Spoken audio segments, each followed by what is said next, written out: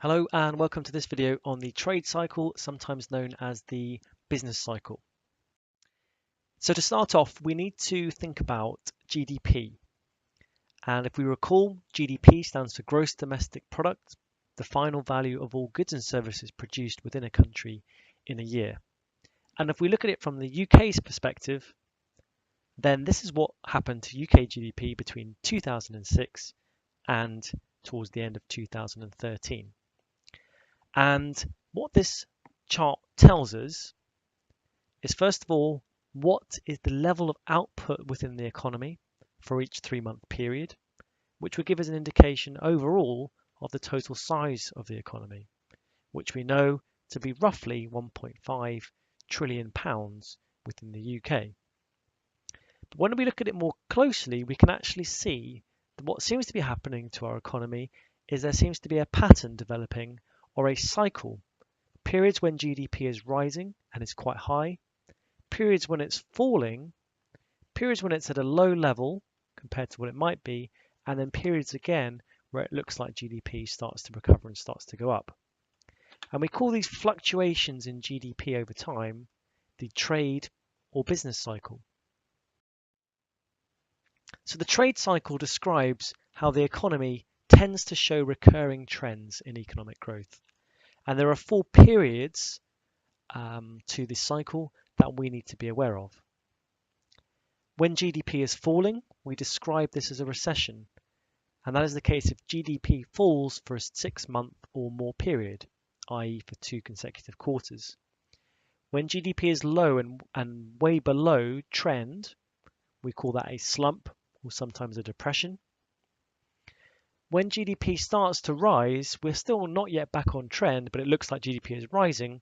We call this period recovery within the economy. And when GDP is high, above trend, we call this period a boom in the economy. And when you look back through history, this cycle plays out in terms of the level of output within the economy over time.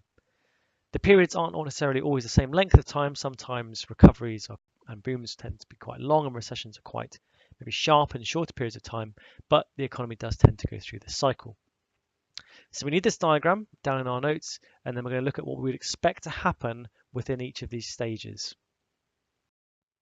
So let's start off with a boom. What would we be expecting to happen during the boom period in the trade cycle? Well, if GDP is high and national income is high, we'd expect there to be a high level of consumer spending. As a result, businesses should be quite confident about the future prospects for the economy, confident in terms of maybe investment decisions. So we will see rising profits for businesses and investment. Now, because the economy is operating near full capacity, there's a large amount being produced. We tend to also see, when there's periods of high demand, prices and costs starting to rise, and therefore higher rates of inflation. A large amount is being produced, which tends to require a large amount of workers, so we would assume that during a boom, unemployment would tend to be low. So as a result, we'd expect the government's finances to be quite strong. Not much government spending on things like welfare payments, unemployment benefits, and if profits and incomes are high, then we'd expect quite a decent amount of tax revenue, so probably a government fiscal surplus. What about during the course of a recession? Well, we would expect falling levels of consumer spending when the level of output is decreasing. In particular, a big feature of recessions is lower confidence. People see GDP falling, less is being produced. There's more uncertainty about whether the economy is getting wealthier, whether there is going to be as much job creation, for example. So lower profits for business, and consequently, businesses start to cut back on investment.